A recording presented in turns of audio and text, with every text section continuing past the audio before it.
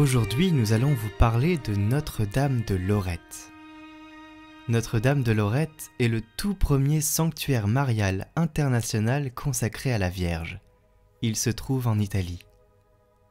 En ce 10 décembre, nous célébrons la translation de la Sainte Maison de Lorette. La légende veut que la Sainte Maison de Marie ait été amenée de Nazareth par des anges quand la Palestine tomba dans les mains des Turcs infidèles en 1291. En son intérieur sont conservés les restes de la Sainte Maison, la maison où la Vierge Marie naquit, grandit et reçut la visite de l'archange Gabriel, la même maison où Jésus fit ses premiers pas. Il est difficile de comprendre ce qu'il y a de réel dans l'histoire de la transportation et ce qui est le fruit des récits populaires. Une version de l'histoire veut que ce fut une riche famille de princes apparentés avec la famille impériale de Constantinople qui sauva les restes de la Sainte Maison jusqu'à Lorette. Ce qui est certain, c'est qu'encore aujourd'hui, l'histoire du mystérieux voyage de la Sainte Maison, avec tout ce qu'elle représente, fascine les pèlerins qui se rendent en visite au sanctuaire. Notre-Dame de Lorette incarne ainsi la Vierge, humble, servante du Tout-Puissant, qui en acceptant sa tâche, a fait de sa personne la maison de Dieu et de toute l'Église. Notre-Dame de Lorette et la Sainte Maison, centre de son culte, rappellent donc le temps où Dieu s'est fait chair et est descendu dans le monde afin de sauver l'humanité. Les vertus évangéliques de la Sainte Famille revivent dans le choix de Marie de servir la volonté divine. Fidèles et pèlerins se sont rendus à cet endroit au cours des siècles pour y trouver du réconfort.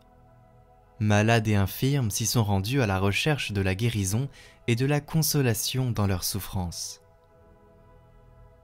Benoît XVI avait dit qu'à Lorette, nous avons l'opportunité de nous mettre à l'école de Marie, de celle qui a été proclamée bienheureuse parce qu'elle a cru. Marie, qui est la mère du Christ et aussi notre mère, nous ouvre la porte de sa maison, nous aide à entrer dans la volonté de son Fils. C'est la foi, ainsi qui nous donne une maison en ce monde, qui nous unit en une seule famille et qui nous rend tous frères et sœurs.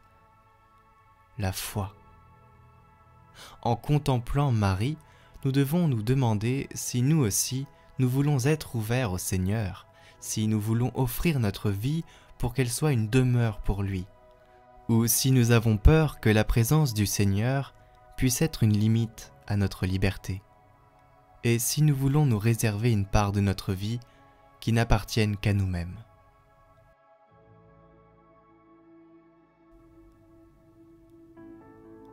Aujourd'hui, confions à Notre-Dame de Lorette toutes les difficultés que vit notre monde à la recherche de la sérénité et de la paix, les problèmes de tant de familles qui regardent l'avenir avec préoccupation, les désirs des jeunes qui s'ouvrent à la vie, les souffrances de ceux qui attendent des gestes et des choix de solidarité et d'amour. Confions-lui cela, car c'est l'essence de Noël.